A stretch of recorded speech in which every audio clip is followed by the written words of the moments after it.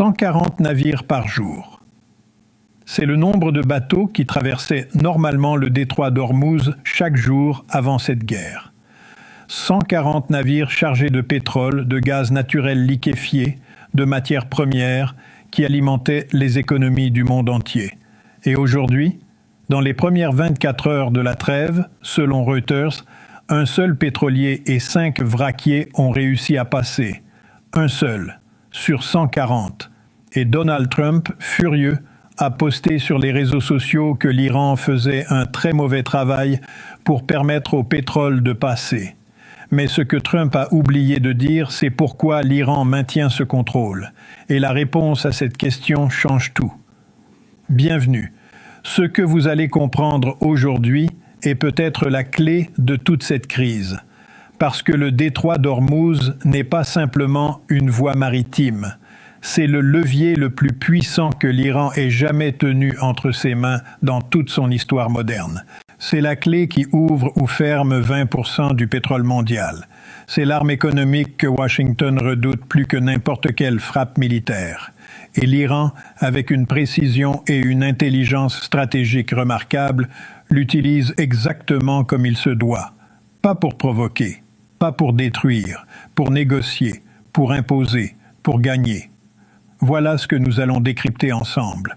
Premièrement, ce qu'est réellement le détroit d'Ormuz et pourquoi son contrôle par l'Iran constitue la plus grande perturbation énergétique de l'histoire mondiale. Deuxièmement, comment l'Iran utilise ce levier avec une intelligence stratégique que personne à Washington n'avait anticipée. Troisièmement, la proposition iranienne des 10 points et ce qu'elle révèle sur la vision globale de Téhéran dans cette crise. Quatrièmement, les déclarations du nouveau guide suprême iranien Mojtaba Khamenei et ce qu'elles signifient pour la suite. Et cinquièmement, pourquoi Trump se retrouve aujourd'hui dans une situation qu'il n'a pas vue venir et dont il ne sait pas comment sortir. Commençons par comprendre ce qu'est réellement le détroit d'Ormuz, parce que sans cette compréhension, rien de ce qui se passe aujourd'hui n'a de sens. Le détroit d'Ormuz est un bras de mer étroit, à peine 40 km dans sa partie la plus resserrée, qui relie le golfe Persique à la mer d'Oman et à l'océan Indien.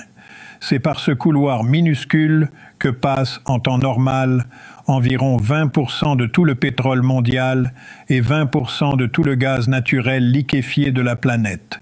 140 navires y transitaient chaque jour avant cette guerre. Le pétrole de l'Arabie saoudite, des Émirats arabes unis, du Koweït, de l'Irak et de l'Iran lui-même, tout passait par là, vers l'Asie, vers l'Europe, vers l'Amérique.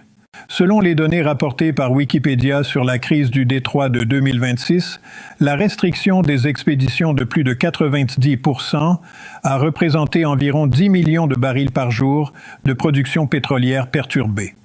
Les prix du pétrole Brent ont bondi de 10 à 13% dans les premiers échanges. Et les analystes ont averti qu'il pourrait atteindre $100 le baril, voire plus, si les perturbations persistaient. En mars, le prix du pétrole brut de Dubaï avait déjà atteint $166 le baril, son niveau record absolu. $166. Réfléchissez à ce que cela signifie pour les économies mondiales, pour les consommateurs ordinaires, pour les agriculteurs qui achètent des engrais, pour les transporteurs qui paient leur carburant, pour les familles qui chauffent leur maison. Et maintenant, voici le fait le plus important que vous devez comprendre. Même après la trêve, même après que Trump a annoncé en grande pompe un accord de cessez-le-feu, le détroit reste fermé. Selon le PDG de la compagnie pétrolière nationale d'Abu Dhabi, Sultan Ahmed Al-Jaber, cité par CNBC, et je restitue l'esprit de ses propos, le détroit d'Ormuz n'est pas ouvert. L'accès est restreint, conditionné et contrôlé par l'Iran. Et il a ajouté quelque chose d'extraordinairement révélateur. L'Iran a clairement fait savoir que les navires devaient obtenir sa permission pour passer dans le détroit. Ce n'est pas la liberté de navigation, c'est de la coercition. De la coercition, voilà le mot qu'un dirigeant pétrolier des Émirats arabes unis utilise pour décrire ce que fait l'Iran. Mais regardons les choses sous un autre angle. Depuis le 28 février 2026, date à laquelle les États-Unis et Israël ont lancé leur guerre contre l'Iran et tué le guide suprême Ali Khamenei, l'Iran contrôle ce détroit. Il y a lancé 21 attaques confirmées contre des navires marchands. Il y a posé des mines marines. Et il a bloqué la voie maritime qui représente la plus grande perturbation de l'approvisionnement pétrolier de l'histoire, pas de l'histoire récente, de toute l'histoire. Maintenant, posez-vous la question fondamentale.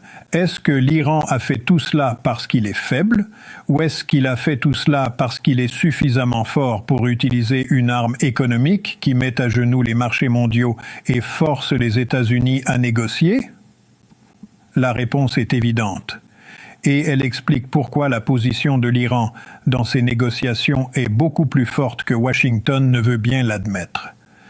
Regardons maintenant comment l'Iran utilise ce levier avec une intelligence stratégique remarquable. Après la trêve annoncée par Trump, l'Iran a fait quelque chose que personne n'attendait. Il n'a pas rouvert le détroit. Il a maintenu son contrôle. Il a conditionné l'ouverture à l'arrêt des frappes israéliennes sur le Liban. En d'autres termes, il a transformé le détroit d'Ormuz en monnaie d'échange dans la négociation sur le Liban. Chaque jour de bombardement israélien sur Beyrouth est un jour de plus où le détroit reste sous contrôle iranien. Chaque jour où Washington refuse de protéger le Liban est un jour de plus où les marchés pétroliers mondiaux sont sous pression. C'est une stratégie d'une redoutable efficacité, parce qu'elle lie directement deux questions que Washington essayait de traiter séparément. Le Liban d'un côté, le détroit de l'autre. L'Iran dit non, ces deux questions sont liées. Le Liban est protégé, le détroit s'ouvre. Le Liban continue de brûler, le détroit reste fermé, et l'économie mondiale continue de souffrir. Et cette stratégie fonctionne. La preuve ? Trump lui-même a été contraint de publier sur les réseaux sociaux pour se plaindre que l'Iran ne respectait pas ses engagements sur le détroit.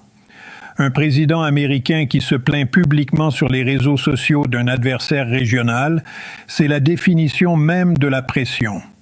Et cette pression vient non pas de la force militaire iranienne, mais de l'intelligence stratégique de Téhéran, qui a compris avant tout le monde que la vraie guerre de cette crise n'est pas militaire, elle est économique. Le commandement militaire iranien a d'ailleurs été parfaitement clair sur ce point. Selon Presse TV, la chaîne d'État iranienne, les forces armées iraniennes ont annoncé qu'elles allaient gérer et contrôler intelligemment le détroit d'Ormuz. Gérer et contrôler intelligemment. Ces mots ne sont pas anodins. Il signifie que l'Iran ne cherche pas à provoquer une escalade totale. Il cherche à maintenir un niveau de pression précisément calibré pour maximiser son pouvoir de négociation sans franchir la ligne qui déclencherait une réponse militaire américaine incontrôlable. C'est une stratégie de pression contrôlée et elle est exécutée avec une discipline remarquable. Parlons maintenant de la proposition iranienne des 10 points, parce qu'elle révèle la vision globale de Téhéran dans cette crise d'une façon que très peu d'analystes ont eu le courage de présenter honnêtement. L'Iran a présenté une proposition de règlement en 10 points. Selon Reuters, cette proposition comprenait notamment le maintien du contrôle de l'Iran sur le détroit d'Ormuz, la reconnaissance du droit de l'Iran à l'enrichissement nucléaire, la levée des sanctions, et la fin de la guerre, y compris contre le Hezbollah au Liban. Décortiquons ces points un par un, parce que chacun d'eux est révélateur de la puissance stratégique iranienne. Premièrement, le maintien du contrôle sur le détroit d'Ormuz. L'Iran ne dit pas simplement qu'il veut pouvoir fermer le détroit en cas de menace. Il dit qu'il veut que son autorité sur cette voie maritime soit officiellement reconnue. C'est une demande qui va bien au-delà de cette crise. C'est une demande de reconnaissance géopolitique permanente de la primauté iranienne dans cette région. Deuxièmement, le droit à l'enrichissement nucléaire. L'Iran ne renonce pas à son programme nucléaire. Il exige au contraire que ce droit soit reconnu. Après des semaines de bombardements américains et israéliens, Téhéran ne demande pas la paix en